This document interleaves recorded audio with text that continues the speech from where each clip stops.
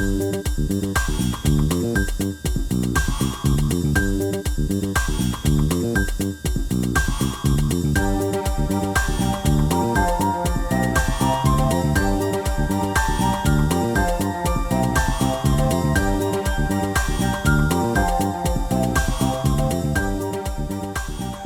to Dateline Bangkok. Today's guest is Thinzar Shunlei Yi, a well-renowned activist from Myanmar who's been advocating against military rule since the military coup in 2021.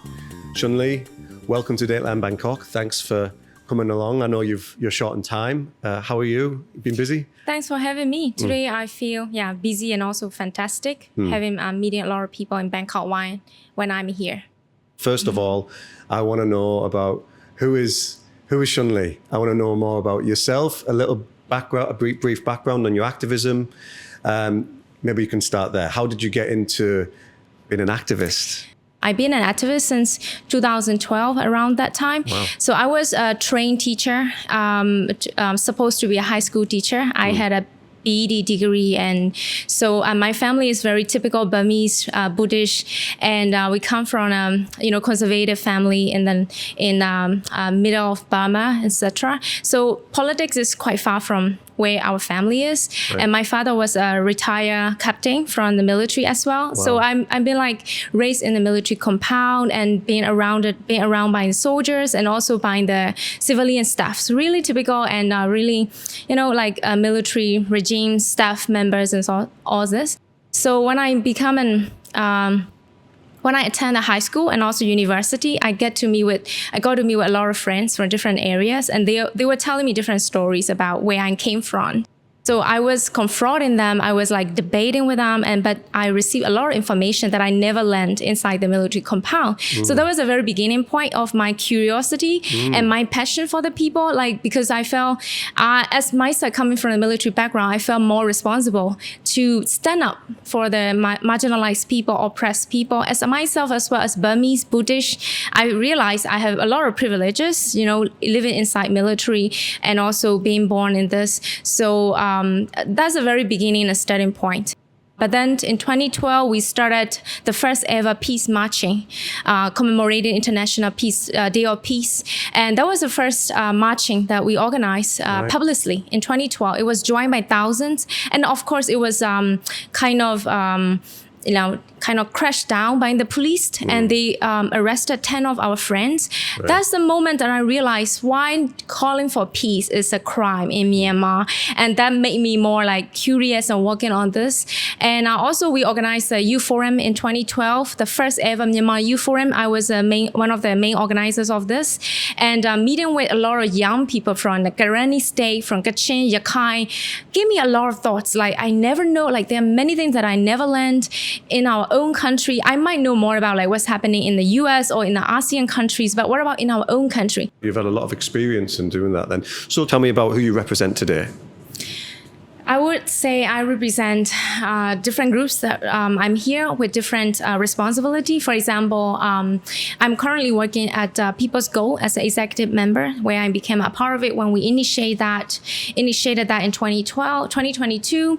And then this is an organization that are working with defenders from the military, right. Soldiers and police. And we as a civilians and human rights defender, we play a key role in the organization. So we advocate for defection and defiance within military. At the same time, I'm also working as a deputy director at Strategy Initiative Forum. That forum is a coalition with a lot of different political stakeholders, including KNU, KNPP, Women League of Burma, General Strike Committee, where I'm a part of. So I was nominated from the General Strike Committee to represent in a bigger coalition like SIF.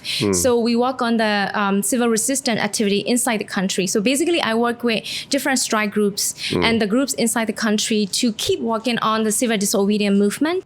And I support them in terms of technical, in terms of financial, on behalf of the SIF.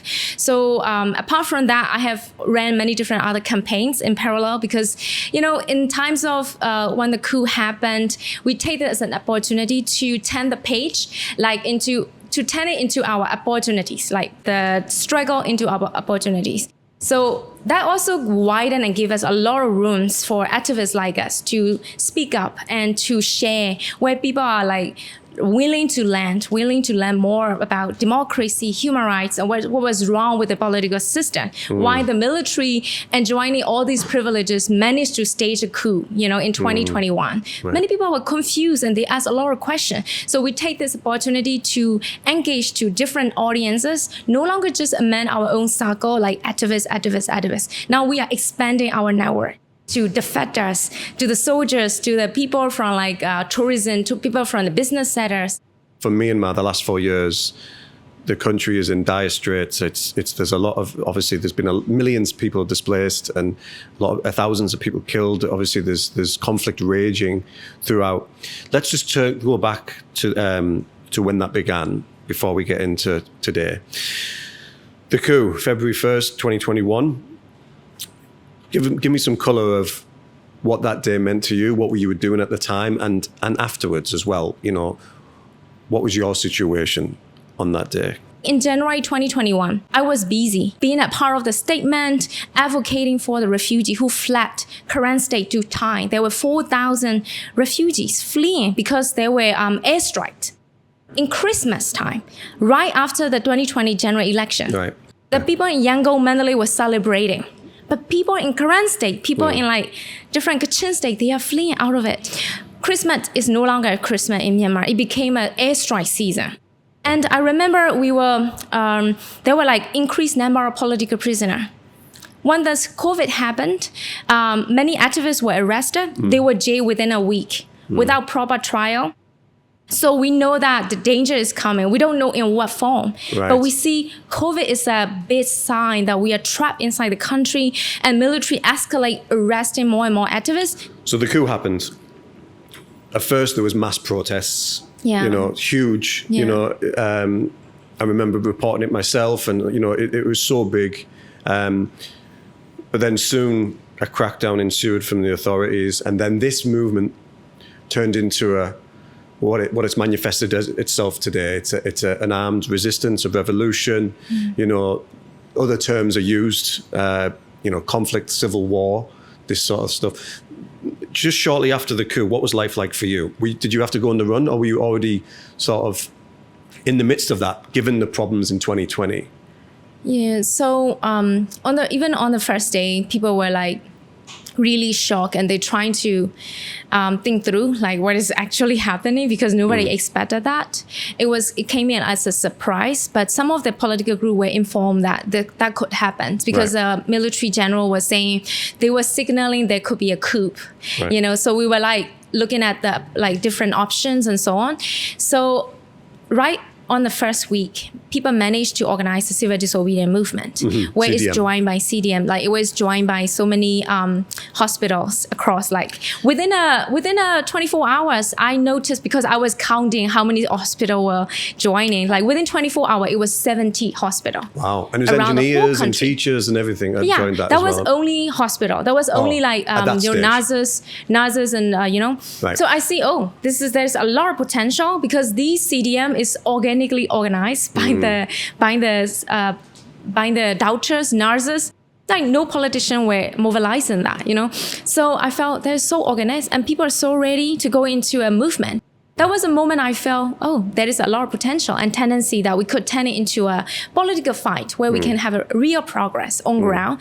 So, and the whole week was all about, planning for strikes and all this. And on 6th and on 3rd, there was a protest in Mandalay. On 6th, there was a big protest led by garment workers, the young women, There were 1,000 garment workers. They were working on the street and are sculpting sand. That shamed all of people. People were afraid. People were not going out. They were waiting for 72 hours. They felt the junta were reverse the coup. They were waiting for that time. Right. Okay. But then, the garment workers shame all of us, meaning also motivate all of us. We should be doing more. Even the garment worker, will be front line doing everything. So that was launching the whole movement. I would say the women were launching the movement, and it all spread out the whole nation. And of course, for myself, I've been part of organizing different strikes and making sure we have our own narrative, because we're not NLD members. We're not like asking for reverse a coup, or we are not asking for just to recognize the 2020 election result. We were asking to abolish 2008 constitution. That was our first demand. We are saying we need to fight all forms of dictatorship, including military dictatorships. So that was our demand. We were asking, we need a new federal democratic political system. So these demands were a bit awkward for many of people inside the country. Because it was they felt the beginning, it's too strong. Too strong. It's too strong for them. So we have to like go through like different strides, making sure people understand what we're saying. So we have to like I gave a lot of interviews. I would say the first day I would go on strike, and second day I would spend all my time talking to different international audiences and medias. And next day I would go on strike. This is how I was spending the whole month of February. So I was striking until March 15. Then they already have started killing and, using real bullets and so on. But I still was, marching across the Shunlei Yi with the garments worker. And since then, I realized some of the people were like getting more and more fearful of gas registration law, where I was forced to flee. So I was going to a Korean rebels area where I was hiding, where I was trying to like take some time for strategizing the next movement. And then I realized many people have already like began joining different M groups. And I felt, are we moving from civil disobedience movement into M struggle? But that was not entirely true, because M resistance is already there since 70 years ago. Like the Korean, they have a 76 years of anniversary of their Korean revolution. But it's clearly expanding at that point. It's expanding, Okay. Because the M system is already there. It's already there. So people are just joining in. But are we really joining in? Are we all joining in? No. Only a few percentage of us are joining in. Only the ones who can pick up the cans and be a part of the M resistance, they join. Not all of us. So the majority of us are still on nonviolent activism, like myself. I'm still very big on the civil disobedience movement. I'm still like very big on the strike groups. So people are still striking, people are still doing whatever they can in their own way. So it might not be seen that visible, but the resistance there. Yeah. So at that point then, you were on the run to an extent, then you were sort of hiding within, different groups. Do the military? When was it that the military, the SAC, said that you were wanted? April. In April 2024. And how did that come about? Was that like a live state TV, address? Was it, social media? Yeah. So they were announcing every 20 people every night. Oh, okay. Like at 8 p.m., everybody watching. 20 new people. 20 new people and every night. Wow. So actually, I was informed that my name is already there since the very beginning, but they just don't put it out. Like they would take time to put it out. Like, so you might be on the list already, like a month before they eventually announce it. So I knew that is coming to me like sooner or later, but it's come out in April, 2021. What was going through your mind then? And how has that made your life since then, being wanted by the military, whether you legitimize them or not, or whether you recognize them or not? What has it done to you personally, So I have experiences dealing with legal entities, and so I faced a trial for 3 years. We sent letters to the Nipiro court and all this. So I went through it. So it was not a new experience for me. To be honest, we put out a one statement to Myanmar Online since 2019.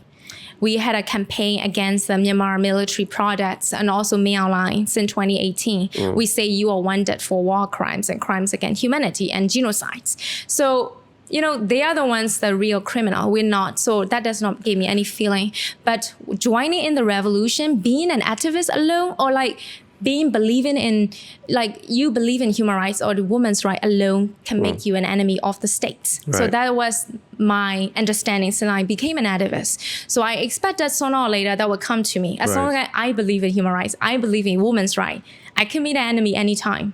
So that is something that guides you then. So you'd already had some legal issues under the NLD. Yes. So when you were wanted by the SAC, I guess no surprise at all. There was no surprise. Okay. No surprise, no feeling, no hard feeling. I'm like, oh, that's all right. Like, because everybody's many people were also charged, and also like but joining in the revolution could be more than the jail term. when you are jail, you will be in jail for like 2 years and you'll be out. But when you are when you're on the wonder list, you will be, like running from their arrest, meaning that's a lifetime activism, lifetime revolution, that you can return country, or you can't be united with your families anymore, or you may lose your citizenship. So you were wanted early on in April 2021. It's recently been the 4-year anniversary since the coup. There's been millions displaced, thousands killed, arrested. Yeah. There's conflict throughout Myanmar from different stakeholders, which we can come into in a second, because we want to clear that up for the listeners and viewers who might not be up to date with Myanmar. What is it that you're part of this resistance group? What are the key things? You've already mentioned a couple of them, but what are the key things that you're hoping, that you're fighting, that you're advocating for? And today, after all that's happened, are they realistic that they can be achieved still? I feel like we are already halfway through to our victories. And how's that? So, for example, even if we go back to the status quo, Myanmar will no longer be the same, because people have enlightened in terms of Myanmar political systems, especially regarding 2008 constitution and the real and true colors of military. We were told to believe in the national reconciliation process. We were told to believe in the democratic transition in the past. So we tend to believe in that based on all these materials that were given to us. Like we have internet, we have mobile phone, we have all these building, KFC coming into country. People are like, oh, that's good. That's democracy. It's a sign. We have a building now, new building, new company, more jobs. But then now people feel, what is real freedom? Even though we are surrounded by all these building, beautiful, shining, bright stuff. But if we don't have real freedom, things can be like taken away anytime. And the military will still be in power, and military still be in impunity, committing crimes. Even though you are safe in Yangon or Mandalay, the people in the ethnic areas like Rohingya, they won't be safe. If they won't be safe, they will reset. If they reset, there will still be civil war. And if there stays civil war, there will be no real development. And the real issue is the military mindset, the mindset that they are bigotry and they feel superior than the civilians, meaning they are the ones who have to guide the whole country into a democratic nation where they have no experiences inside their own institution. There is no democracy, no human rights, but they believe they are the ones who have to save the world, save the country. I think that mindset is somewhat that we are fighting against. That as a military, you are supposed to defend us, but you have to act according to people's will. That there should be a civilian supremacy. The military has to just go back. Don't intervene in our politics. Let the people decide for their future.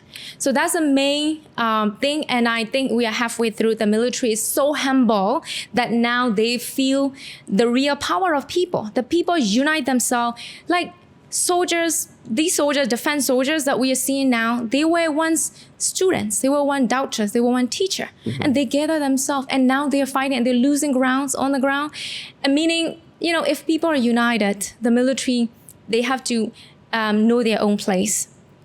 But on the contrary to that, there's certainly a people power, and like you said, you touched on, certainly since October 2023, the counter-offensive from certain groups. 1027. 1027, that's right, 1027. Ethnic armed groups around the region and opposition groups, there's been a counter-offensive. The military has certainly lost territory and has been last year as well. It's been widely reported. But on the flip side, what's the realism here with it? I mean, is there a point where you might think the military, it might shrink, but it still might exist in certain formats? Yeah. You have to look at things happening with China, for example, who have intervened probably more than any other country. And they are backing certain actors, and they're backing the military to a certain extent. They might not be happy with how things are going, or certain personnel, but they are backing the military, and these so-called elections, if you like, have been talked about. Does it run through your mind that the military, the Tatmadaw, the junta, they are going to be here. There's a possibility they will be here in some capacity, no matter how big the people's power is, because you've got influences like China. Does that ever come across? I mean, what are your thoughts on that? What's the realism here? Is there a place that you're willing to go for compromise? Or does it have to be just complete annihilation of the military and we start again from there? I think annihilations of the militaries was never in our agenda. We were like persuading military soldiers in the very beginning that they have a choice to leave the military. And also the military was given an opportunity to do right thing since the very beginning. Like 2008 constitution was adopted and the international community was like, supporting the so-called transitions. Even the NLD, their main opposition, went into the elections. They have a lot of chances to fix their own problems. And they were even defended by the most powerful civilian leader in The Hague for their crimes against the Rohingya.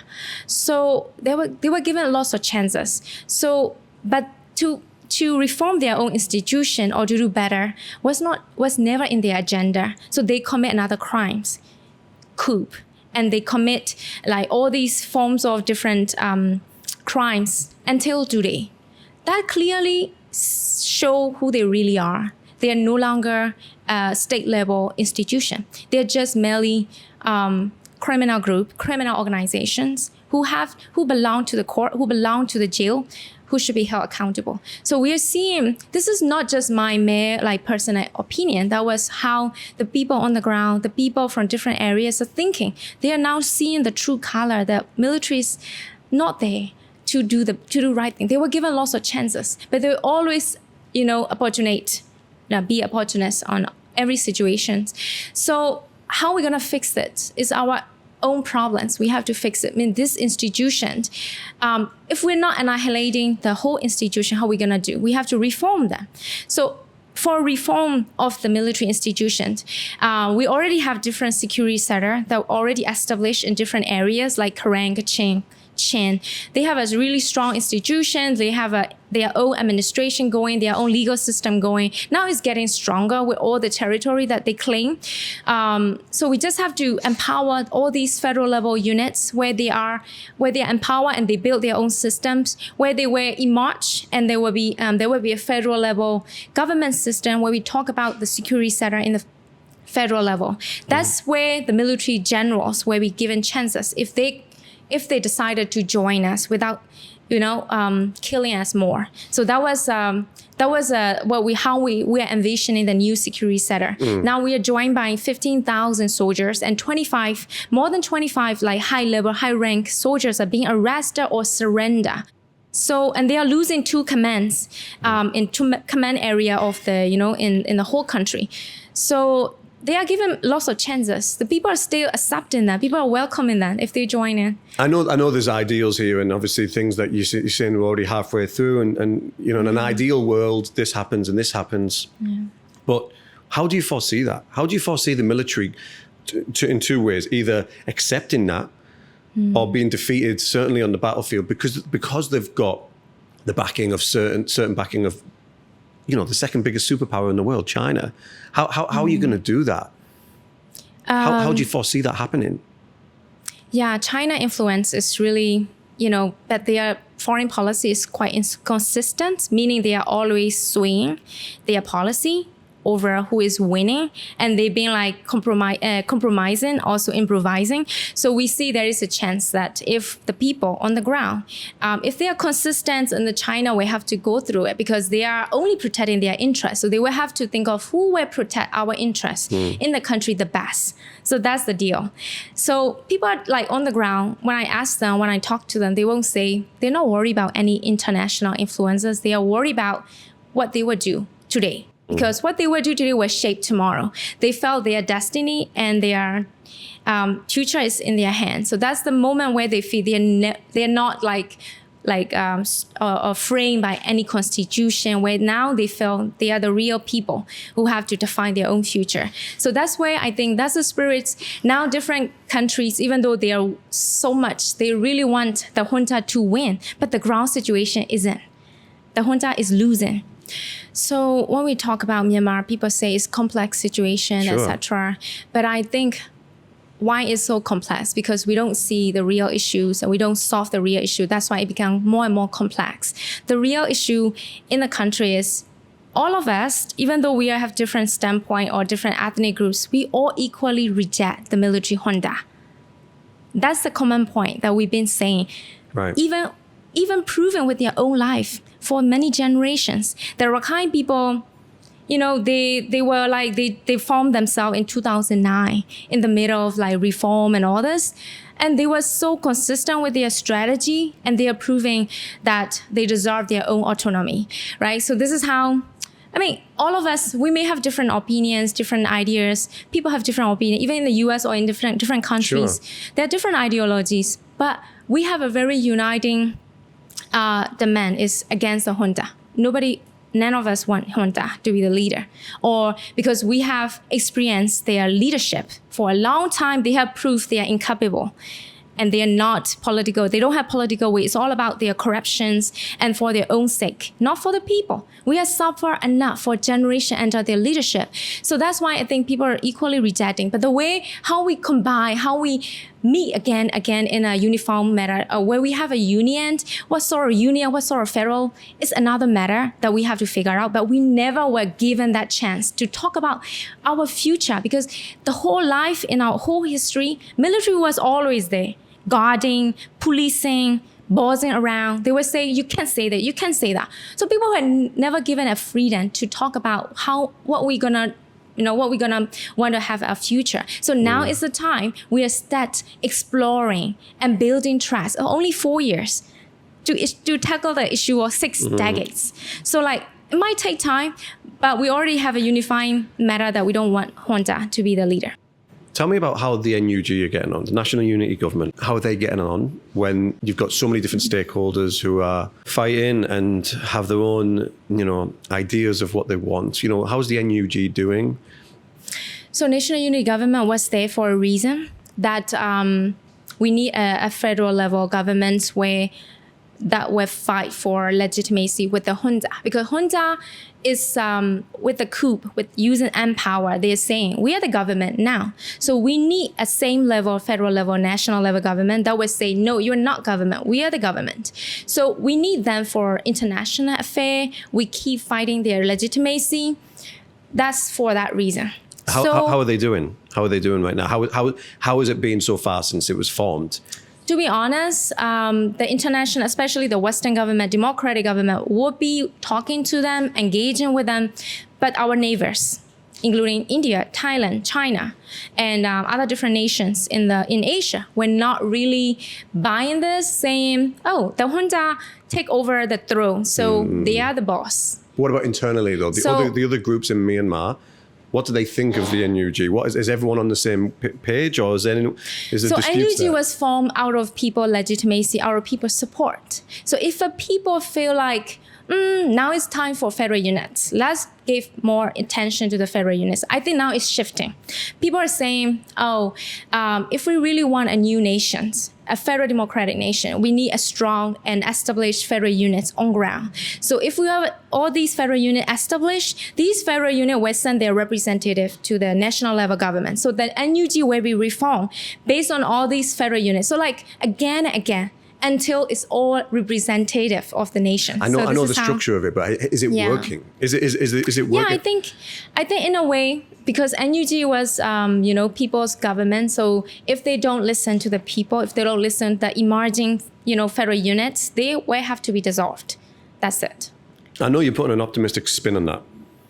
You're looking at the benefits of the 4 years, and it's changed people's mindset and there's a people's power there, but.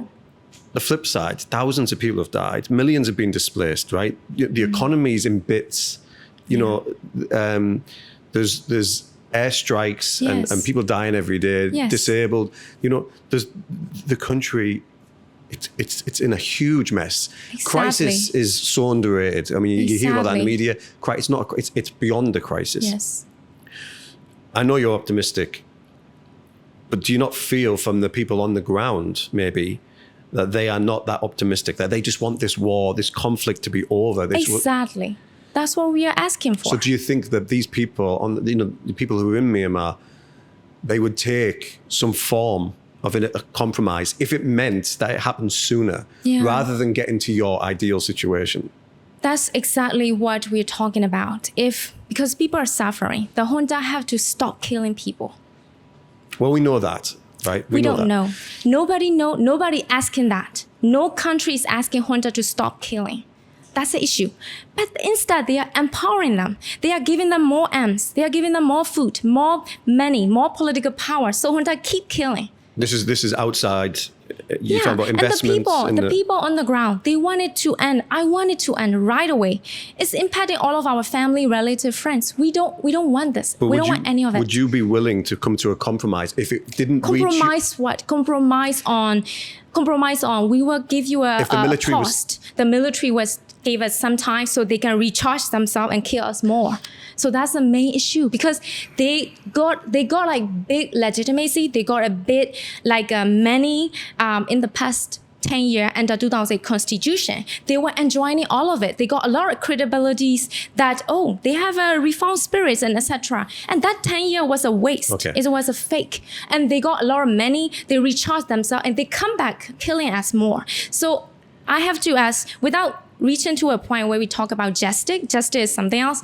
Justice is a big issue as well. But even without saying that, are we sure if we compromise with the junta, saying the people say, please don't stop killing us, and the junta will say, okay, we're not killing you anymore because we are losing. We are losing. We don't want to kill you anymore.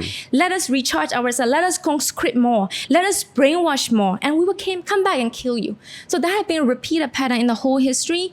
So that's why we are talking about the real solution to the problem. The people will say, don't kill us anymore, but are we going for a real solution? The junta is humble that they no longer repeating the same mistake. They're no longer killing the people. How are we sure? How are we making sure that junta has the mindset and the spirits? Nobody can do it. So you're saying basically they're not to be. You're suggesting that the junta is not to be trusted, even if they were to be. Exactly. Right. They already have it. See, the China was brokering the ceasefire, and then after a while, the junta will break the deal and they will keep killing again and etc. So the people, the people here, they are defending their people, they're defending their territories. Even those ethnic groups who are really aggressive and what we think they're really affected, but they won't come in and invade in other country, other area. They would just stop where their territory is there. And they would just stop it, They don't have any intention to invade or intervene in other different areas. They are just defending. So as long as junta is not killing, there will be no war. So, the elections that have been proposed by the military, what you comment on the elections? What do you think of it? Yeah. What's it going to do for Myanmar? It's an old game. It's an old game they played a long time ago. So we know what will come next, because it's an old game. Like in 2010, after all the crimes they have committed, and then they put out 2008 constitution, and the constitution giving them a power, a real power, and in the disguise of constitution, they enjoy impunity out of it. So people who suffer through their oppression couldn't say anything out of it. They were like, okay, if the people are okay, people are not being killed, we are happy. If the Aung San Suu Kyi is in power, we are happy. So they allow that to happen in the past 10 years, and there are so-called democratic transitions. And then people tend to forgive and forget, and Myanmar people are so generous. In the Buddhism, we are don't hold on to your revenge, it's not good. So people easily forget and forgive. They were even though they suffer through their generation, they are if the country is going in the right direction, even under 2008 constitution, they were hoping the military will do right, 25%, and they say they will be reducing their power into 10% and 5%. And we were saying, okay, even though we are giving them impunity, if the country is good, if the country going in the right direction, they will allow it. And that's what 2008 was about. And even with all these privileges, the military is no, not enough. We want all of it. And they will scrap the whole game, their own game. Now they say, we're going to come back with a new playbook where we will place you as a stakeholder in our playbook. Please play with us again. And again, they will say, we don't like it anymore. We are losing the election. we're going to scrap again, and then we're going to come back with another playbook. So it's too stupid for us to just, as a people of the country, that we are allowing that institution to power over us all the time. So now the people are saying, we're going to come back with our own script. You have to play our role. You have to play where we place you. People are not saying we're going to kill all of you. They're saying we're going to put you in your right place. So that's what a revolution is about. Election is just a sham, right? It's a name to decorate, and they just use the word election to fool the international community and different journalists, because they felt, okay, we've been extending our rule for like 6 months again and again. It's been really loud, it's boring, let's play a game. We would call it election. We would change our people. That's it. Because junta, the military mainline being playing, changing their people time to time. They will do the same thing with the election. Under the name of election, they will change the people. That's it. So it doesn't mean anything to us, doesn't mean anything to our politics. But with the election, they are using effectively to fool the people, meaning the people will be like, oh, there is an election coming. So they are no longer junta control. It's effectively fool all of us. And people will believe like, oh, junta has a will to do an election. But the elections is already planned, already in their own way, in their own agenda, arresting the most affected opposition, arresting all the activists, keep killing. And there is no free and fair ground. They appointed their own union election commission. They make sure they win the election. So that election will be only just for them. So it's the same thing with the military, the juntas being shuffling the ministries and minister. It's the same thing, but under the name of election. It's effectively fool all of us. But we're not fool. So we will keep saying why 2008 Constitution was not for us since the very beginning. 4 things you're fighting for. Wrap it up. Any last comments you want to make? So we have a 3-finger. That 3-finger represent each of our demands, and the last one is also, and like all of these demands are embedded in our federal democracy charter. The first one is to abolish all forms of dictatorships in the country, and the second one is to abolish 2008 Constitution, and the third one to establish federal democracy union. So the last demand is embedded in our federal democracy charter was to form a civilian government, meaning we're gonna have an election, we're gonna have our own civilian government elected under the federal democracy constitution, federal democracy framework. So these 4 demands and 3 demands, they are directly reflected the people resistance, especially the mass movement that we had in the very beginning in 2021. And finally, what can we expect from Myanmar in 2025? In 2025, there will be continued resistance, especially in the wake of the 2025 elections organized by the junta, the sham election. I think people will be more motivated to do more resistant, more civil resistant activities on ground. I think also from the military perspective, the armed resistance also going very strong. They have captured 94 townships, so they will keep going. That inspires all of them that they can do it. And also the moral of the military soldiers are going down, meaning there will be more defection, more desertion. We will have more prisoner of war. So please support the prisoner of war. We are following Geneva Convention. We need to make sure all these prisoner of war from the military junta, we want to keep them alive. But to do that, we need capacity, we need resources. So in our effort to establish federal democracy unit on the ground, we need support from different people. Okay. Thinzar Shunlei Yi, thank you so much for coming on Dateline Bangkok. Really appreciate it, and take care, and I'm sure we'll speak soon. Okay. Thanks for having me.